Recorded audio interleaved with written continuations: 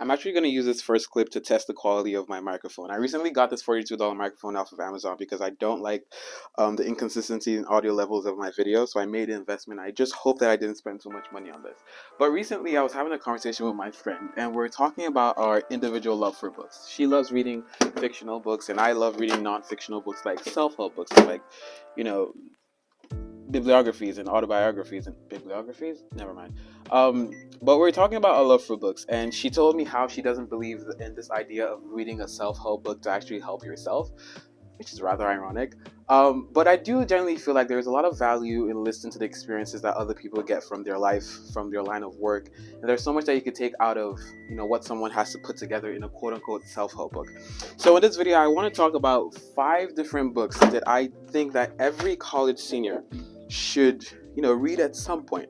I feel like as seniors we're all being like ejected into the world, and a good chunk of us don't necessarily know what we want to do with ourselves, myself included. I'm still on that journey to try to figure that out.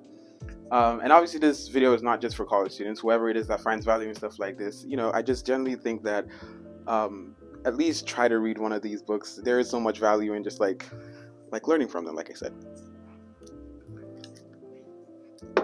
Okay, so I think I'm gonna, for the rest of the video, I'm actually just gonna use my phone's regular microphone because the other one kind of sounds a little muffled, and I'm not really a big fan of that.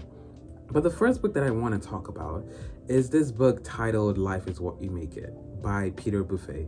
If that's a familiar name to you, that last name is really popular. Warren Buffet, the richest man in the world. Peter Buffet is actually the son of Warren Buffet. He's a music composer. And before you do raise your eyebrows and think to yourself, this guy already had his life set out for him. His dad was a billionaire. They grew up rich and stuff like that.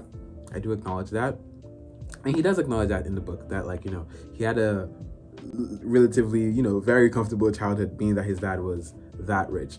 But I read through the chapters of the book, and it's an easy read. It's like 250 pages, and I found a lot of wisdom in a lot of things that he said. He talked about understanding the fact that you create your own life for yourself, and this is something that it's very intuitive that you're the owner of your life. You get to create your own life, but it's very important that we internalize that, because life starts very differently for everyone. We don't get to pick where life starts for us. It's almost like a random placement for all that we know. You could either randomly start life in a hut in some country in Africa, or you could start life in the suburbs of New York. Like, you don't get to choose that, but what you do get to choose is how you're going to end your life. And there is this common misconception, and people unconsciously believe that every path to success has to look the same, because of what mainstream media tells us. But every person's path to success is very different. In the book, he also reiterates that the key is really in your own hands. And this is something, again, very similar to what I had talked about, that your life is in your hand. You really have to internalize the fact that you're the one in charge of what's going on, and you're the one that's capable of making whatever change that you want to make to your life. Another lesson I picked up from the book is that it's important that we learn that we have to discover our own passions. There's very different things that influence us in our lives. We have a lot of family pressure, family expectations, things that influences that surround us. And it's really important to know that the only way that we're going to take that extra step, and the only way we're going to go the extra mile for our work, is if we're doing something that we're extremely passionate about.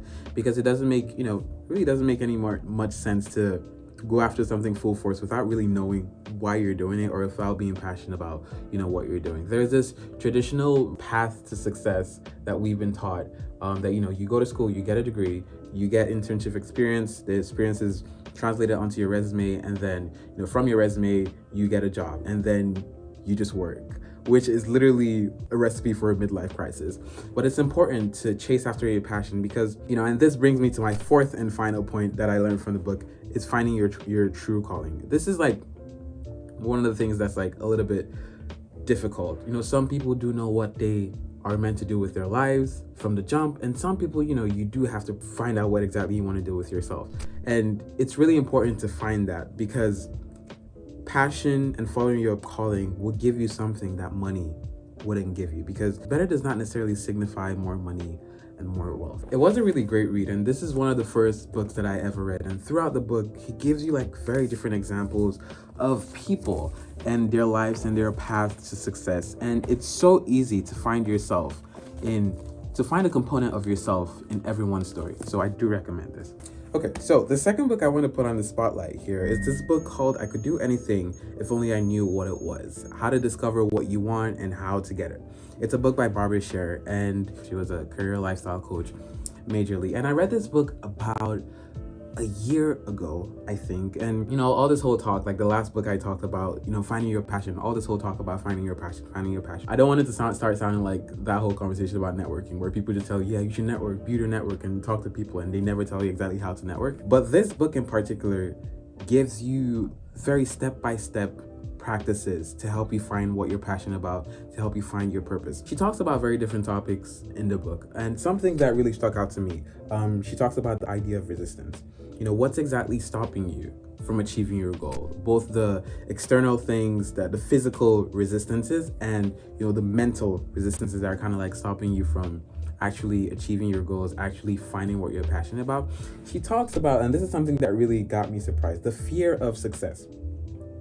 And it was a very interesting concept. She says that sometimes we know that we have the potential to do things, and we know that if we just put our mind towards it, we're gonna do it. But then we're scared of what would change if we become successful. I don't know. It's like, I actually thought about it, and like sometimes, that could actually be the case, that sometimes we're actually just scared of what's gonna change, what in my life would change if I become successful, would the things I'm used to all of a sudden not be there anymore because I'm successful, and that's something that will actually hinder you from achieving your goals. She also talks about the problem of having so many interests, and I've also fallen victim to this issue of like always having so many things that I'm interested in. And I've talked to so many people who have the same, I wouldn't really call it a problem, but it's just one thing to identify about yourself, that you have so many interests. And she really takes the readers along on like how to either combine those interests, or to figure out what interests should I make my career and what interests should I make my hobbies. She really just gives you almost like a step-by-step process to mentally think through that. And almost like the opposite of that is that nothing interests me. This is also something that a whole chapter was devoted to. Sometimes we are, like some people haven't really necessarily found the things that would interest them, because I feel like that's the first step to kind of find something that you're really passionate about. So she does walk through what are some of the practices that you could do today to find the things that interest you, because from there you could start, that journey of finding what you're passionate about.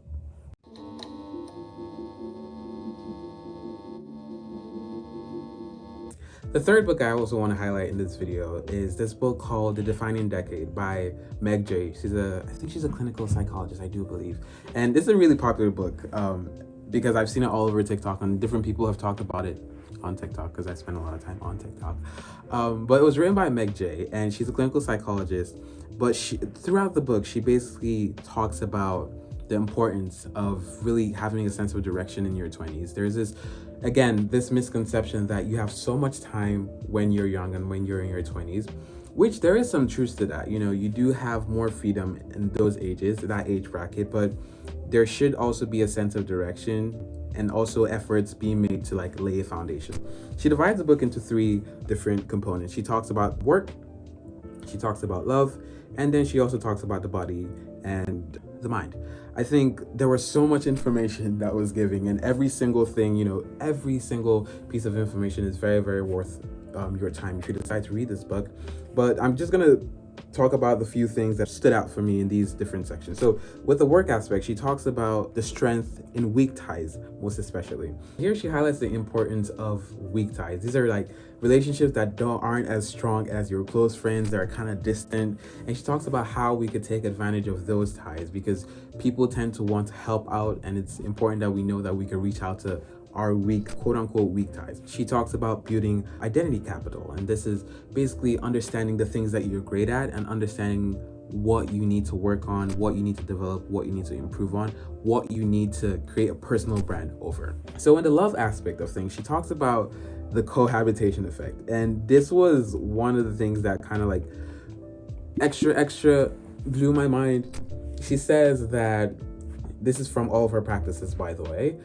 She says that a lot of times when people that are dating, decide to move in together to measure their compatibility of marriage, that's not usually the best line of action to do. And the better test of how strong relationship is to actually travel with your partner as opposed to moving in with the person. She goes in depth about, her reason behind that, which, you could easily read up whenever if you get the book. And then she moves on to highlight this common practice of dating down, which is, settling for things that are nothing, individuals that are not worth your standard.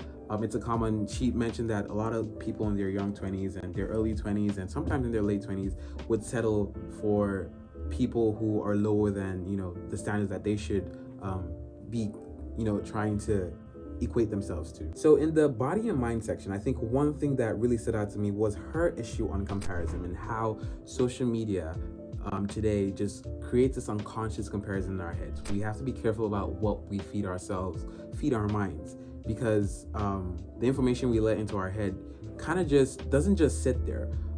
It really stays there and it does something within us. It unconsciously we start like comparing ourselves to the people that we see and the highlights and the best moments and stuff like that. And she really buckles down on the importance of understanding your self-worth and knowing that comparison is the thief of joy. And now the fourth and final book that I will talk about in this video is this book called LifePass. It was written by Kyle Kadakia. She's the CEO and the founder of LifePass. And I found this book while listening to an episode of Jay Shetty's podcast On Purpose. And I really found myself in the book. She talks about her story, and I think something that I mentioned earlier in the video was the importance of listening to other people's stories, because it's very easy to feel alone in this world and feel alienated and feel like you're going through something that only you has been through. But then when you actually seek out other people's stories, you understand that the human struggle is a universal experience. And that's basically what's in this book. She's minority, she's Indian, she's a dancer, which was why that kind of resonated with me. And she is an entrepreneur. She kind of mixed all of her passions into kind of one thing and is living her version of a successful life. And it's a story about authenticity. It's a story about pushing, persevering. It's a story about understanding our strengths and our weaknesses and growing through all the struggles of life. And I would recommend this book to anyone.